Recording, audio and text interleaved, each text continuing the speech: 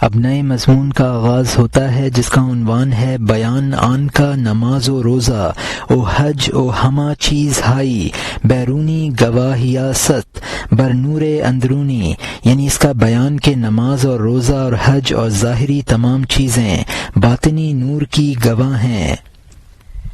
یہ نماز اور روزہ اور حج اور جہاد بھی عقیدے پر گواہی دینا ہے۔ یہ زکوٰۃ اور ہدیہ اور حسد نہ کرنا بھی اپنے باطن پر گواہی دینا ہے۔ دسترخوان اور مہمانی اس کے اظہار کے لیے ہے کہ اے بزرگو، ہم تمہارے مخلص ہیں۔ ہدیے اور تحفے اور نذرانہ اس کے گواہ ہیں کہ ہم آپ سے خوش ہیں۔ جو شخص مال دینے یا دعا کی کوشش کرتا ہے کیا ہے، میں باطن میں جوہر رکھتا ہوں تقوی کا یا سخاوت کا۔ یہ زکوٰۃ اور روزہ دونوں کے گواہ ہیں۔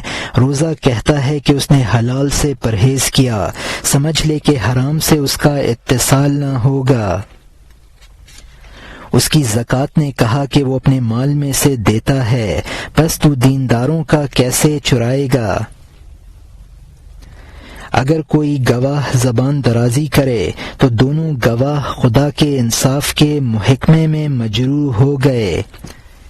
یعنی یہاں مترجم نے حاشیے میں لکھا ہے کسی کو تحفہ دینا بھی اس کی گواہی ہے کہ تو اس سے خوش ہے۔ اگر کوئی شخص مال صرف کرتا ہے یا دعا دیتا ہے تو یہ اس بات پر گواہ ہے کہ اس شخص میں تقوی کا جوہر موجود ہے یا وہ سخی ہے۔ روزہ اس بات کا گواہ ہے کہ اس نے خدا کے حکم کے مطابق حلال کھانے کو بھی ترک کر دیا ہے، تو پھر وہ حرام کب کھا سکتا ہے؟ زکوٰۃ اس بات کی گواہ ہے کہ جب وہ اپنا مال صرف کر رہا ہے تو کسی دیندار کا مال کیسے چرا سکتا ہے؟ اگر زکوٰۃ اور روزے میں ریا وغیرہ کا دخل کرے گا تو یہ دونوں گواہ اللہ کے دربار میں عدالت سے گر کر مجروح ہو جائیں گے۔ اور یہاں حاشیہ ختم ہوتا ہے۔ شکاری ہے اگر دانہ بکھیرتا ہے، رحم اور سخاوت کی وجہ سے نہیں بلکہ شکار کرنے کے لیے۔ بلی روزے دار ہے روزوں میں، نا تجربے کار شکار کے لیے اپنے آپ کو سلائے ہوئے ہے۔ اس کجی سے اس نے سینکڑوں قوموں کو بدظن کر دیا۔ اس نے سخیوں اور روزے داروں کو بدنام کیا۔ باوجود یہ کہ وہ کجی کر رہا ہے، اللہ کا کرم انجام کار ان سب سے اس کو پاک کر دیتا ہے۔ اس کی رحمت سبقت لے گئی اور اس غدار کو وہ نور عطا کیا جو 14ویں کے چاند میں نہیں ہوتا ہے۔ اس غلط ملت سے اللہ تعالی نے اس کی کوشش کو دھو دیا، رحمت نے اس کو اس خبتی پن سے غسل دے دیا تاکہ اس کی غفاری ظاہر ہو جائے، تمام گناہوں کو بخشنے والی بن جائے۔ یہاں مترجم نے حاشیے میں لکھا ہے کہ شکاری پرندوں کو دانہ ڈالتا ہے لیکن یہ سخاوت نہیں ہے۔ بلی بھی روزے دار معلوم ہوتی ہے لیکن اس نے یہ صورت محض شکار کو پھانسنے کے لیے بنا رکھی ہے۔ ریاکاری کے ساتھ روزہ رکھنے والا اور مال خرچ کرنے والا روزے دار اور سخی کا بدنام کنندہ ہے۔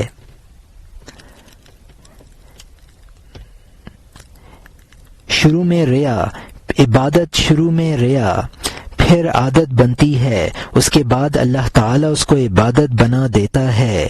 چونکہ اللہ تعالیٰ کی رحمت سابق ہے اس لیے اللہ تعالیٰ ریاکار غدار کو بھی انجام میں نور بخش دیتا ہے۔ اللہ تعالیٰ اس عبادت کو جس میں ریا ہوتا ہے پاک صاف کر دیتا ہے تاکہ اس کی غفاری کا مظاہرہ ہو سکے۔ اللہ تعالیٰ پانی کے ذریعے نجس کو پاک کر دیتا ہے، پھر اس ناپاک پانی کو اثر نو برسا کر پاک کر دیتا ہے تاکہ اس کی صفت قدوسیت ظاہر ہو سکے۔ جب پانی ناپاک ہو جاتا ہے تو انسان اس کو استعمال نہیں کرتا ہے، حضرت حق تعالی اس کو پھر واپس بلا لیتا ہے اور اس کو پاک و صاف کر کے پھر دنیا میں بھیج دیتا ہے۔ اور یہاں حاشیہ ختم ہوتا ہے۔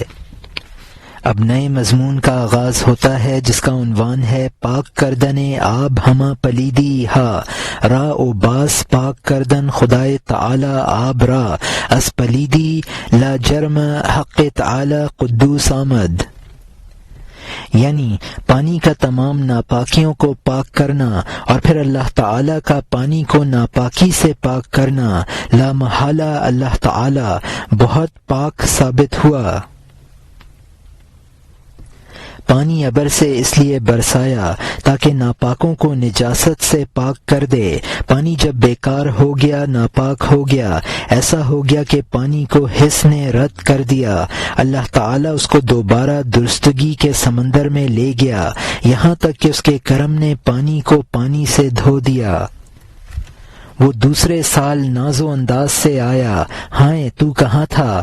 اچھوں کے دریا میں اس جگہ سے ناپاک گیا، پاک آیا ہوں، میں نے شاہی لباس حاصل کیا، زمین کی جانب آ گیا ہوں، خبردار اے ناپاکو میرے پاس آؤ، کیونکہ میری عادت نے اللہ تعالی کی عادت حاصل کر لی ہے، میں تیری جملہ برائیوں کو قبول کر لیتا ہوں، میں بھوت کو فرشتے کی سی پاکی عطا کر دیتا ہوں، جب گندا ہو جاتا ہوں پھر اس جگہ چلا جاتا ہوں، اصل پاکیوں کی اصل کی طرف چلا جاتا ہوں،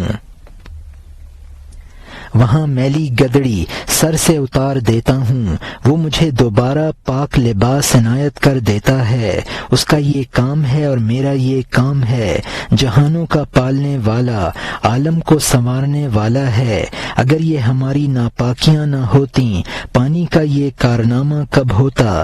کسی سے سونے کی تھیلیاں چرائے ہوئے ہر جانب جاتا ہے کہ ہاں مفلس کہاں ہے، تاکہ اگی ہوئی گھاس پر بہا دے، تاکہ ہر نہ دھلے ہوئے کا منہ دھو دے، تاکہ بوجھ اٹھانے والے کی طرح نہر پر لے لے، سمندروں میں بے دست او پا کشتی کو، اس میں لاکھوں دوائیں پوشیدہ ہیں، کیونکہ دوا دنیا میں اسی سے اگتی ہے، وہ پانی ہر درد کی جان،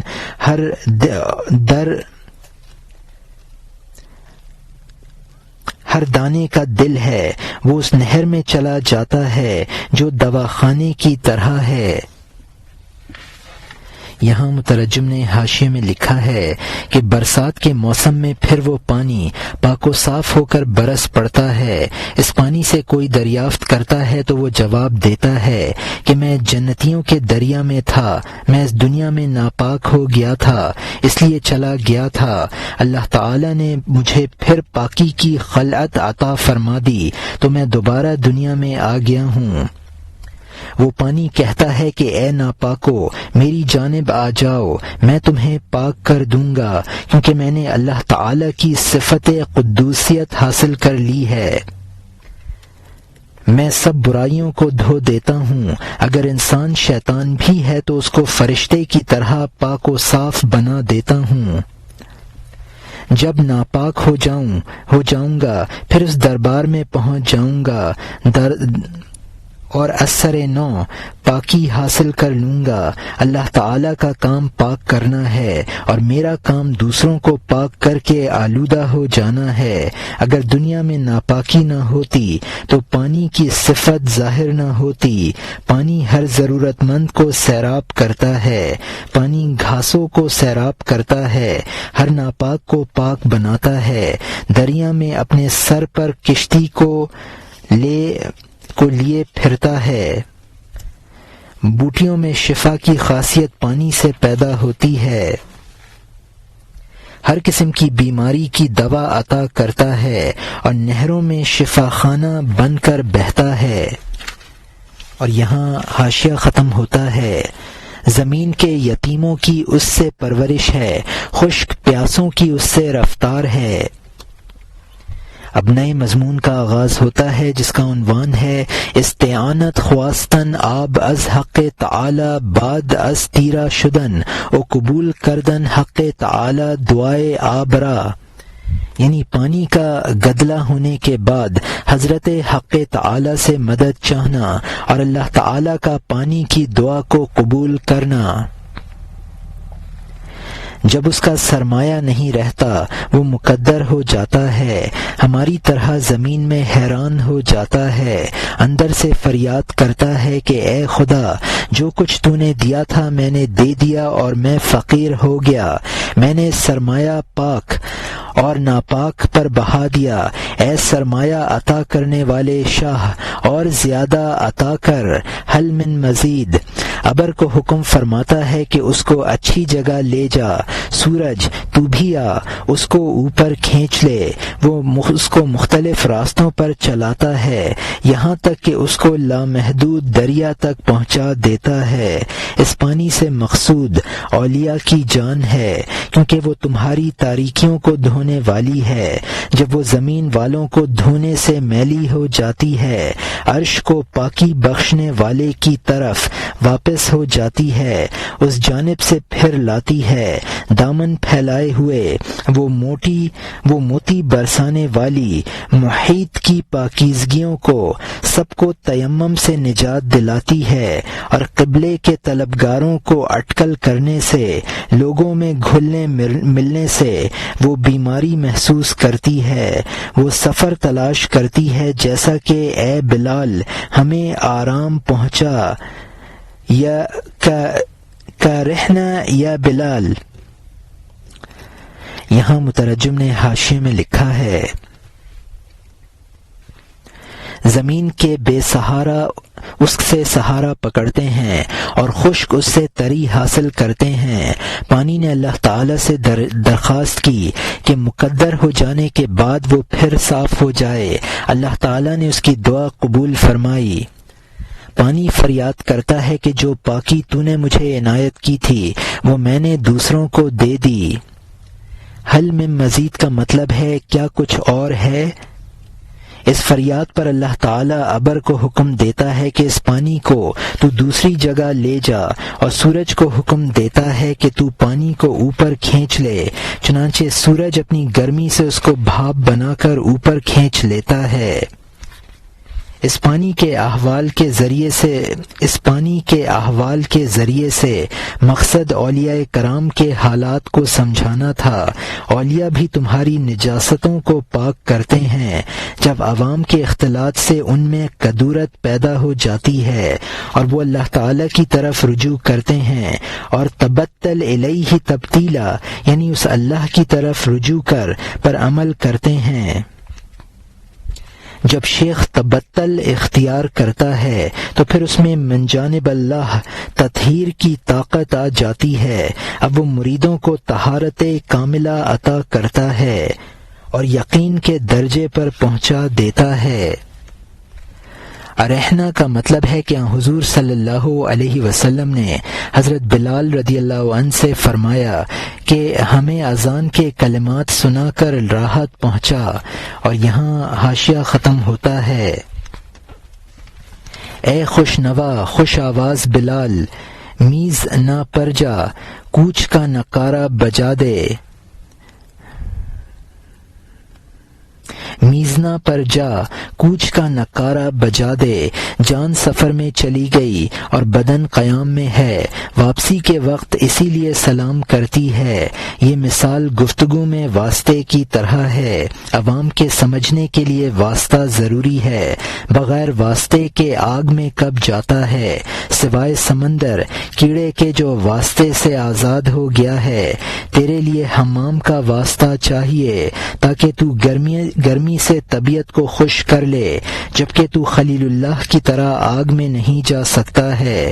رسول تیرا حمام اور پانی تیرا رہنما بنا۔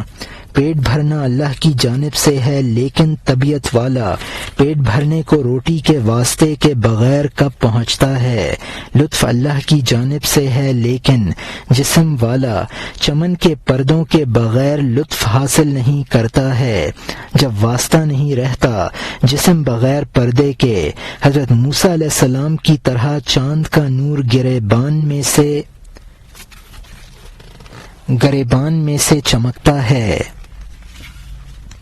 یہاں مترجم نے حاشیے میں لکھا ہے کہ سفر کا نقارہ یعنی رجوع اللہ کا اعلان، نماز کی حالت میں روح قرب الہی کا سفر اختیار کر لیتی ہے اور جسم رکوع و سجود ادا کرتا ہے۔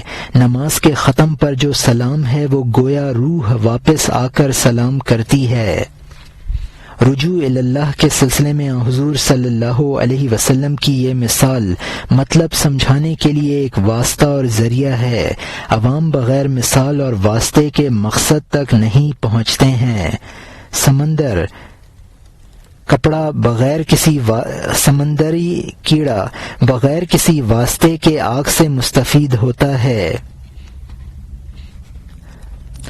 دوسرا کسی واسطے کے ذریعے آگ سے فائدہ حاصل کرتے ہیں۔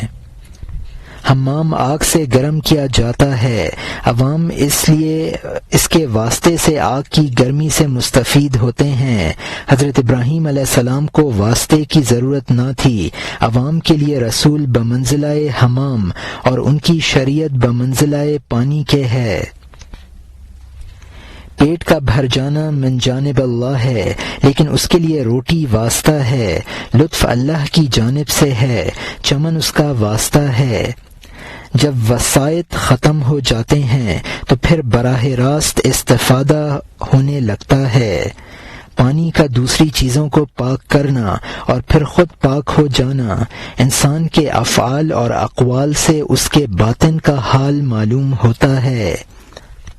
اور یہاں حاشیہ ختم ہوتا ہے۔ اب نئے مضمون کا آغاز ہوتا ہے جس کا عنوان ہے گواہی دادن فعل و قول بیرونی بر ضمیر و نور اندرونی، یعنی بیرونی قول و فعل کا دل اور اندرونی نور پر گواہی دینا۔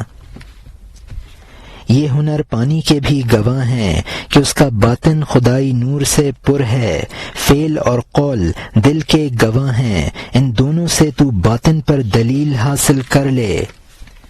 جب تیرا باطن اندر کی سیر نہیں کر سکتا ہے تو بیمار کے پیشاب پر باہر سے غور کر لے۔ بیماروں کا قول و فعل وہ پیشاب ہے جو جسمانی طبیب کے لیے دلیل ہے، اور روحانی طبیب اس کی روح میں گھستا ہے اور روح کے راستے سے اس کے ایمان میں چلا جاتا ہے، اس کو اچھے فعل و قول کی ضرورت نہیں ہے۔ احذروہم ہم جواسیس القلوب، یعنی ان سے ڈرو، وہ دلوں کے جاسوس ہیں۔ یہ فعل و قول کی گواہی اس میں تلاش کر جو دریا سے نہر کی طرح ملا ہوا ہے، اس کا قول و فعل اس کا گواہ ہوتا ہے جو نہر کی طرح دریا سے ملا ہوا ہوتا ہے۔ اس کے فعل اور اس کے قول کو دیکھ کہ وہ راز کو تلاش کرنے والا دل میں کیا رکھتا ہے، اس کے مرتبے میں نور کتنا اور کیسا ہے، وہ شکار کے لیے دانہ ڈال رہا ہے یا سخی ہے۔ اگر وہ شکاری ہے اس سے دور ہو جا، اس کا منتر اور فعل و قول نہ سن۔ اگر وہ صدیق ہے تو اس سے دستبردار نہ ہو تاکہ وہ تجھے سمندروں تک پہنچا دے۔ یہاں مترجم نے حاشیے میں لکھا ہے، طبیب مریض کے اندر کی حالت نہیں دیکھ سکتا تو وہ قارورہ کے ذریعے حالت معلوم کرتا ہے۔ شیخ جو روحانی طبیب ہے وہ مرید کے باطن کی سیر کر لیتا ہے، لہٰذا اس کو مرید کے قول و فعل سے استدلال کی ضرورت نہیں ہے۔ شیوخ دلوں کے جاسوس ہوتے ہیں۔ عوام کو شیخ کے انتخاب میں شیخ کے قول و فعل سے اس کے باطن پر استدلال کرنا چاہیے اور پتہ لگا لینا چاہیے کہ اس کا اتصال بحر حقیقت سے ہے یا نہیں۔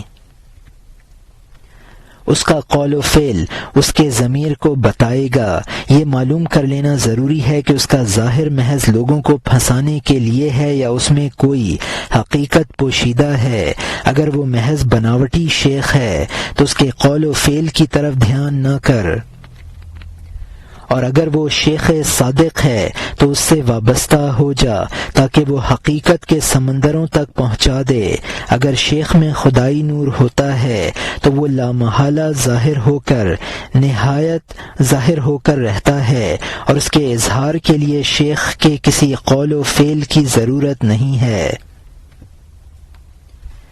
اور یہاں حاشیہ ختم ہوتا ہے، اب نئے مضمون کا آغاز ہوتا ہے جس کا عنوان ہے در بیان آن کا آن، نور خدا خود را از اندرون سر عارف ظاہر کند، بر خلقان بے فعل عارف و بے قول عارف، افزون شد ازاں کے بفعل و قول و ظاہر گردد، چنانچہ چوں آفتاب بلند شود بے بانگ خروس و اعلام مؤذن و علامات دیگر حاجت نیاید، یعنی اس کا بیان کہ وہ خدائی نور جو خود کو عارف کے باطن سے بغیر عارف کے فعل کے اور بغیر عارف کے قول کے لوگوں پر ظاہر کرے، وہ اس نور سے بڑھا ہوا ہے جو اس کے قول و فعل سے ظاہر ہو، جیسا کہ جب سورج نکلتا ہے تو اس کو مرغے کی اذان اور مؤذن کے بتانے اور دوسری علامتوں کی ضرورت نہیں ہوتی ہے، لیکن سالک کا وہ نور جو حد سے بڑھ گیا ہے، اس کے نور سے جنگل اور بیابان پر ہو جاتے ہیں، اس کی گواہی گواہیوں سے بے نیاز ہے اور جسم کے تکلفات اور جان بازی سے، جبکہ اس کے نور کا جوہر باہر چمک گیا ہے، اس کو ان مکاریوں سے نجات مل گئی ہے، تو اس سے قول و فعل کا گواہ نہ چاہ، کیونکہ دونوں جہان اس کی وجہ سے پھول کی طرح کھلتے ہیں۔ یہ گواہی کیا ہے؟ پوشیدہ کو ظاہر کرنا ہے، خود وہ گواہی قبول ہو اور خواہ وہ گواہی قول ہو اور خواہ فعل اور اس کے علاوہ ہو، کیونکہ جوہر کے راز کا ظاہر کرنا عرض ہے، صفت باقی ہے اور یہ عرض گزرگاہ پر ہے، کسوٹی پر سونے کا یہ نشان باقی نہیں رہتا، سونا نیک نام اور بے شک بانی رہتا ہے اور بے شک باقی رہتا ہے، یہ نماز اور یہ جہاد اور یہ روزے بھی نہ رہیں گے، جان نیک نام رہے گی۔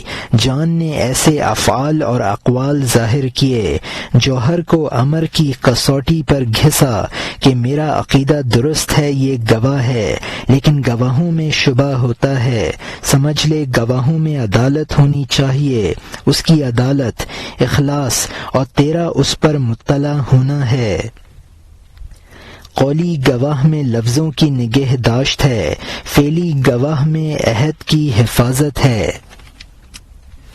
یہاں مترجم نے حاشیے میں لکھا ہے کہ عارف باللہ میں وہ نور ہوتا ہے کہ اس سے عالم پر ہو جاتا ہے، اس کے لیے گواہوں کی گواہی کی ضرورت نہیں ہے، اس کے جوہر کا نور ایسا روشن ہوتا ہے کہ اس کے اظہار کے لیے کسی تکلف کی ضرورت نہیں ہے۔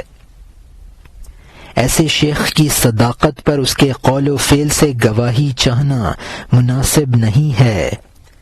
عرض فنا ہو جاتا ہے، جوہر باقی رہتا ہے، قول و فعل عرض ہے اور نور باطن جوہر ہے۔ سونے کو پہچاننے کے لیے کسوٹی پر کسا جاتا ہے اور وہ کس فنا ہو جاتا ہے اور سونا باقی رہتا ہے۔ عبادت کے ذریعے روح کو نیک نامی حاصل ہوتی ہے، یہ عبادت فانی ہے، نیک نامی باقی رہتی ہے۔ روح اپنی نیک نامی کے لیے خدائی حکم کے مطابق افعال و اقوال ظاہر کرتی ہے اور بتاتی ہے کہ میرا اعتقاد درست ہے اور یہ افعال و اقوال اس کے گواہ ہیں، لیکن ہر گواہ قابل قبول نہیں ہوتا، بلکہ عادل گواہ قابل اعتبار ہوتا ہے۔ اس لیے گواہ کا تزکیہ یعنی اس کی عدالت ثابت کرنا ضروری ہے۔ افعال و اقوال کا تزکیہ یہ ہے کہ ان میں اخلاص ہو، ریا وغیرہ نہ ہو۔ نیز ایمان جو گواہ قولی ہے اس میں اس کی ضرورت ہے کہ تیری زبان سے کوئی غیر مناسب لفظ نہ نکلے۔ فعلی گواہ میں اس کی ضرورت ہے کہ تو اپنے افعال میں عہد الست کی برابر نگہداشت رکھے۔ اور یہاں حاشیہ ختم ہوتا ہے۔ اگر قولی گواہ ٹیڑھی بات کہے تو رد ہے، اگر فعلی گواہ ٹیڑھا چلے تو بد ہے۔ بغیر اختلاف کا قول و فعل تیرے لیے ضروری ہے تاکہ زمانے میں قبولیت تیرے سامنے آئے۔ تمہاری کوششیں مختلف ہیں، تم تناقض میں ہو، دن کو سیتے ہو اور رات کو پھاڑتے ہو، تو تناقض کے ساتھ گواہی کون سنتا ہے؟ ہاں اگر اپنی مہربانی سے فیصلہ کر دے۔ فعل اور قولی راز اور دل کا اظہار ہے، دونوں چھپے ہوئے راز کو ظاہر کر دیتے ہیں۔ جب تیرے گواہ کی عدالت ثابت ہو گئی وہ مقبول ہو گیا، ورنہ وہ ٹھہرا رہ میں پھنسا ہوا ہے۔ اے سرکش، جب تک تو جھگڑا کر لے گا وہ جھگڑیں گے، پس تو ان کا انتظار کر، وہ بھی منتظر ہیں۔ فانتظرہم انہم منتظرون۔ یہاں مترجم نے حاشیے میں لکھا ہے کہ قولی گواہ سے اگر کوئی لفظ غلط نکلے گا تو وہ گواہ مردود ہو جائے گا۔ فعلی گواہ میں اگر کوئی عمل عہد الست کے خلاف ہوگا تو وہ مردود ہو جائے گا۔ ان دونوں گواہوں میں موافقت ضروری ہے ورنہ مردود ہو جائے گی۔ سعیکم شتیٰ کا مطلب ہے کہ تمہاری کوششیں مختلف ہیں۔ قرآن پاک میں ہے ان سعیکم لشتیٰ، دن میں کچھ رات میں کچھ اور کرتے ہیں، یہ گواہی مردود ہے۔ ہاں خدا اپنے فضل سے قبول کر سکتا ہے، انسان کا قول و فعل اس کے دل میں چھپی ہوئی کیفیت ظاہر کرتے ہیں۔ اگر گواہوں کی نیکی ثابت ہو جاتی ہے تو گواہی مقبول ہو جاتی ہے، ورنہ گواہ خود پھنس جاتا ہے، اس کو حکم ہوگا کہ ٹھہرا رہ۔ قرآن پاک میں حضور صلی اللہ علیہ وسلم کو حکم ہے فَأَعْرِضْ عَنْهُمْ وَانْتَظِرُوا إِنَّهُمْ مُنْتَظِرُونَ۔ اے نبی آپ ان سے روگدانی کر لیجئے اور انتظار کیجئے، وہ بھی انتظار میں ہیں۔ اور یہاں حاشیہ ختم ہوتا ہے، اب نئے مضمون کا آغاز ہوتا ہے جس کا عنوان ہے عرضہ کردن مصطفیٰ صلی اللہ علیہ وسلم شہادت بر مہمان خویش، یعنی حضور صلی اللہ علیہ وسلم کا اپنے مہمان پر کلمہ شہادت پیش کرنا۔ اس بات کا خاتمہ نہیں ہے، مصطفیٰ صلی اللہ علیہ وسلم نے ایمان پیش کر دیا اور اس نوجوان نے قبول کر لیا وہ کلمہ شہادت جو بابرکت ہے، جس نے بندھی ہوئی بندشوں کو کھولا ہے، وہ مومن بن گیا۔ اس کو مصطفیٰ صلی اللہ علیہ وسلم نے فرمایا تو آج کی رات بھی ہمارا مہمان رہ۔ اس نے کہا خدا کی قسم ہمیشہ کے لیے آپ کا مہمان ہوں، جہاں کہیں بھی رہوں، جہاں بھی جاؤں۔ یہاں مترجم نے حاشیے میں لکھا ہے کہ وہ کافر مہمان کلمہ پڑھ کر مسلمان ہو گیا۔ اس نے کہا اب تو میں جہاں کہیں بھی ہوں آپ کے دسترخوان کا خوشہ چی ہوں۔ اور یہاں حاشیہ ختم ہوتا ہے، آپ کا زندہ کیا ہوا اور آزاد کیا ہوا اور دربان ہوں، اس جہان میں اور اس جہان میں آپ کے دسترخوان پر ہوں۔ جو اس منتخب دسترخوان کے علاوہ منتخب کرے گا انجام کار ہڈی اس کا گلا پھاڑ دے گی۔ جو آپ کے دسترخوان کے غیر کے پاس جائے گا سمجھ لیجئے شیطان اس کا ہم پیالہ ہوگا۔ جو آپ کے پڑوس سے جائے بے شک شیطان اس کا پڑوسی ہوگا۔ اگر وہ دور و دراز آپ کے بغیر سفر کرے شیطان اس کا ہمراہی اور شریک دسترخوان ہے۔ اگر آپ کے بغیر وہ عمدہ گھوڑے پر بیٹھے وہ ہمارا حاسد ہے، شیطان اس کے پیچھے سوار ہے۔ اگر اس کی نازنین بیوی اس سے بچہ جنے شیطان اس کی نسل میں اس کا شریک ہوگا۔ اللہ تعالی نے قرآن میں ان کا شریک ہو جا فرمایا، مالوں میں بھی اور اولاد میں بھی پہلے سے پیغمبر صلی اللہ علیہ وسلم نے واضح طور پر یہ غیب سے فرمایا۔ نادر مقامات میں حضرت علی رضی اللہ عنہ سے اے اللہ کے رسول، پوری رسالت کو آپ نے دکھا دیا بغیر ابر کے سورج کی طرح۔ جو کچھ آپ نے کیا 200 ماؤں نے نہ کیا۔ حضرت عیسیٰ علیہ السلام اور ان کی دعا نے عازر کے ساتھ نہ کیا۔ اب میری جان آپ کی وجہ سے موت سے جان بچا لے گئی۔ عازر اگر اس وقت زندہ ہوا پھر مر گیا۔ عرب اس رات رسول صلی اللہ علیہ وسلم کا مہمان ہو گیا، ایک بکری کا آدھا دودھ پیا اور ہونٹ بند کر لیے۔ یہاں مترجم نے حاشیے میں لکھا ہے، آپ نے مجھے حیات ابدی عنایت کی ہے، غلامی سے آزاد کیا ہے۔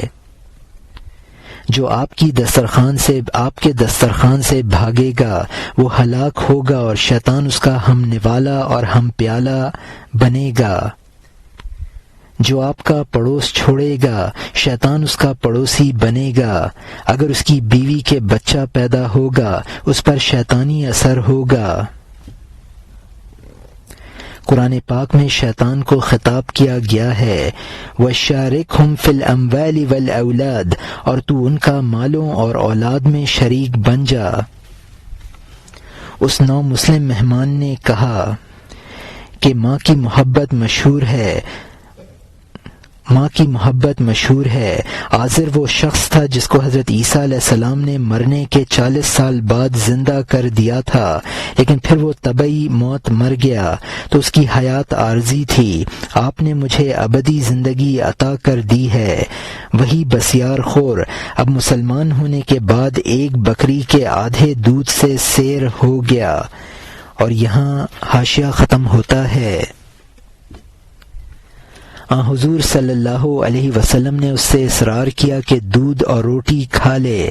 اس نے کہا میرا پیٹ بھر گیا، خدا کی قسم ایمانداری سے یہ تکلف نہیں ہے نہ شرم اور مکر، میں اس سے زیادہ پیٹ بھرا ہوں جتنا کہ کل تھا۔ سب گھر والے تعجب میں پڑ گئے کہ یہ قندیل زیت کے ایک قطرے سے بھر گیا۔ جو ابابیل پرند کی خوراک ہو ایسے ہاتھی کا اس سے پیٹ بھر جائے۔ مرد و زن میں کھس پھس ہونے لگی۔ یہ ہاتھی جیسے جسم والا مچھر کی بقدر کھاتا ہے۔ کفر کی حرص اور وہم اوندھا ہو گیا۔ اژدہا چونٹی کی خوراک سے سیر ہو گیا۔ وہ بھکاری پن اور کفر اس سے رخصت ہوا۔ اس کو ایمان کی عمدہ غذا نے موٹا تازہ کر دیا۔ وہ شخص جو جوع البقر سے تڑپتا تھا اس نے حضرت مریم علیہ السلام کی طرح جنت کے پھل دیکھ لیے۔ جنت کے پھل اس کی آنکھوں کی جانب دوڑ آئے۔ اس کے دوزخ جیسے معدے نے آرام پا لیا۔ ایمان کی حقیقت نعمت اور عظیم لذیذ غذا ہے۔ اے وہ کہ جس نے ایمان کے بارے میں قول پر اکتفا کر لیا ہے۔ یہاں مترجم نے حاشیے میں لکھا ہے کہ حضور صلی اللہ علیہ وسلم نے مزید کھانے پر اصرار کیا۔ تھوڑی غذا سے سیر ہو گیا۔ ہاتھی کا پیٹ ابابیل کی خوراک سے بھر گیا۔ کفر کی حالت کی حرص جاتی رہی۔ اب چونکہ وہ مومن ہو گیا ایمانی غذا نے اور موٹا تازہ کر دیا۔ جوع البقر وہ بیماری ہے جس میں کبھی پیٹ نہیں بھرتا ہے۔ حضرت مریم علیہ السلام حاملہ ہونے کی صورت میں جنتی پھل کھاتی ہیں اور دنیاوی غذا سے بے نیاز ہیں۔ ایمان کی حقیقت عجب نعمت اور غذا ہے۔ اگر وہ کسی کو حاصل ہو جائے تو پھر جسمانی غذا کی زیادہ ضرورت نہیں رہتی ہے۔ جو لوگ صرف زبانی مومن ہیں وہ اس حقیقت کو نہیں سمجھ سکتے۔ نور ایمان روح کی غذا ہے۔ جب روح اور جسم کا اتحاد ہو جاتا ہے تو وہ نور جسم کی غذا بھی بن جاتا ہے۔ حدیث شریف کا مقصد ہے کہ نفس امارہ میرا تابع ہو گیا ہے۔ مولانا رحمۃ اللہ علیہ نے یہاں شیطان سے مراد جسم انسانی لیا ہے، یعنی وہ بھی روح کا ساتھی بن گیا ہے۔ اور یہاں حاشیہ ختم ہوتا ہے۔ اب نئے مضمون کا آغاز ہوتا ہے جس کا عنوان ہے در بیان آنکاہ نورے کے غذائے جان ست، غذائے جسم اولیاء میشود تا اوہم، یا رمی شود روح راہ کے اسلم شیطانی العلا یدی، یعنی اس کا بیان کہ وہ نور جو روح کی غذا ہے اولیاء کے جسم کی بھی غذا ہوتا ہے، یہاں تک کہ وہ بھی روح کا دوست بن جاتا ہے، کیونکہ حضور صلی اللہ علیہ وسلم نے فرمایا ہے میرا شیطان میرے ہاتھ پر اسلام لے آیا ہے۔ اگرچہ وہ جان اور نظر کی خوراک ہے، اے بیٹا اس میں جسم کا بھی حصہ ہے، اگر شیطان کا جسم اس کا کھانے والا نہ بنتا تو رسول شیطان اسلام لے آیا نہ فرماتے۔ شیطان اس غذا کو جس سے مردہ زندہ ہوتا ہے جب تک نہ پی لیتا مسلمان کب ہوتا۔ شیطان دنیا کا اندھا اور بہرا عاشق ہے، عشق کی کمر دوسرا عشق ہی توڑتا ہے، یقین کے دفینے میں سے جب وہ شراب چکھتا ہے آہستہ آہستہ عشق اس جگہ پڑاؤ ڈالتا ہے۔ یا حریص البطن عرج هكذا انما المنهاج تبديل الغذاء، یا مريض القلب عرج للعلاج جملة التدبير تبديل المزاج، أيها المحبوس في رهن الطعام سوف تبخو إن تحملت عظام، إن في الجوع طعاما وافرا افتقده وارتجي يا نافرا، اقتدی بالنور کن مثل البصر وافق الاملاک یا خیر البشر، یعنی اے پیٹ کے لالچی اس طرح مائل ہو، غذا کی تبدیلی ہی راستہ ہے، اے دل کے مریض علاج کی طرف مائل ہو، مکمل تدبیر مزاج کا بدلنا ہے، اے کھانے کی رہن کے قیدی ان قریب تو نجات پا جائے گا، اگر تو نے بڑے مصائب برداشت کر لیے، بھوکا رہنے میں بہت غذا ہے اس کو تلاش کر لے اور امید لگا، اے بھاگنے والے نور کی غذا حاصل کر آنکھ جیسا بن جا، اے انسانوں میں سے بہتر فرشتوں کی موافقت کر، فرشتے کی طرح اللہ کی تسبیح کو غذا بنا لے تاکہ تو فرشتوں کی طرح سے نجات پا جائے، اگرچہ جبرائیل علیہ السلام مردار کا رخ نہیں کرتے ہیں، وہ قوت میں گدھ سے کم پرواز کب کرتے ہیں، ہاتھی زمین میں اگرچہ آہستہ چلتا ہے، بتا وہ مچھر سے کب بچا ہے۔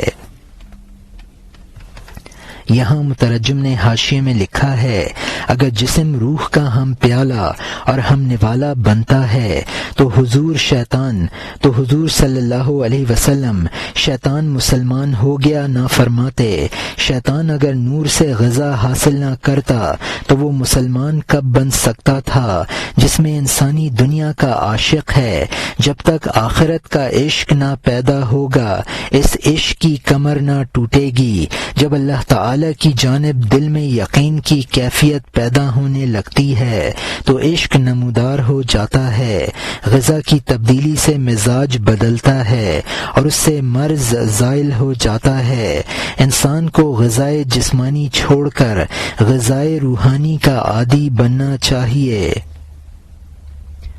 مزاج کے تغیر سے ہی امراض پیدا ہوتے ہیں، جب مزاج کی تبدیلی کر کے اس کو اصل حالت میں لے آیا جائے تو مرض زائل ہو جاتا ہے، صبر کے مصائب برداشت کرنے سے راحت حاصل ہوتی ہے، فرشتوں کو تسبیح کے ذریعے غذائے نور حاصل ہوتی ہے، جبرائیل علیہ السلام کی طاقت نورانی ہے، ان کی پرواز مردار خور گدھ سے بہت زیادہ ہے، ہاتھی کا جسم بھاری بھرکم ہے لیکن مچھر اس کو ہلاک کر سکتا ہے، تو جسم کی طاقت پر مدار نہیں ہے۔ اور یہاں حاشیہ ختم ہوتا ہے، دنیا میں عمدہ خوان رکھا ہوا ہے لیکن کمینوں کی نگاہ سے بہت چھپا ہوا ہے، اب نئے مضمون کا آغاز ہوتا ہے جس کا عنوان ہے انکار کردن اہل تن غذائے روح را او لرزیدن ایشان بر غذائے خسیس جسمانی، یعنی تن پروروں کا روحانی غذا سے انکار کرنا اور ان کا جسمانی تھوڑی غذا سے لرزنا۔ اگر دنیا نعمت سے بھرا ہوا باغ بن جائے، چوہے اور سانپ کا حصہ پھر بھی مٹی ہے، ان کا حصہ مٹی ہے، خواہ خزاں ہو خواہ بہار ہو، تو جہان کا سردار ہے، سانپ کی طرح مٹی کیوں کھاتا ہے؟ لکڑی کا کیڑا لکڑی میں کہتا ہے ایسا عمدہ حلوہ کس کو نصیب ہے، چھوٹا سا کیڑا مٹی میں کہتا ہے دنیا میں ایسا حلوہ کسی نے نہیں کھایا۔ گوبر کا کیڑا اس نجاست میں دنیا میں سوائے نجاست کے کوئی خوراک نہیں جانتا ہے کہ کوا نجاست کے علاوہ کچھ نہیں پہچانتا ہے، نجاست ہی اس کا چشم و چراغ ہے۔ یہاں مترجم نے حاشیے میں لکھا ہے کہ نورانی خوان دنیا میں موجود ہے لیکن وہ کمینوں کی نگاہ سے پوشیدہ ہے، وہ صرف ظاہری غذا پر بھروسہ کرتے ہیں۔ دنیا دار غذائے روح کے منکر ہیں اور جسم کی جسمانی غذا کی طرف مائل ہیں۔ اگر پورا عالم باغ بن جائے تب بھی چوہے اور سانپ کی غذا مٹی ہوتی ہے، یہی حال ان دنیا داروں کا ہے۔ لکڑی کا کیڑا لکڑی ہی کو بہترین حلوہ سمجھتا ہے، زمین کا کیڑا زمین ہی کو اپنا حلوہ سمجھتا ہے۔ گوبر کے کیڑے کو گوبر ہی بہتر غذا معلوم ہوتی ہے، کوا نجاست ہی کو بہترین غذا سمجھتا ہے۔ اور یہاں حاشیہ ختم ہوتا ہے، اب نئے مضمون کا آغاز ہوتا ہے جس کا عنوان ہے مناجات یعنی دعا۔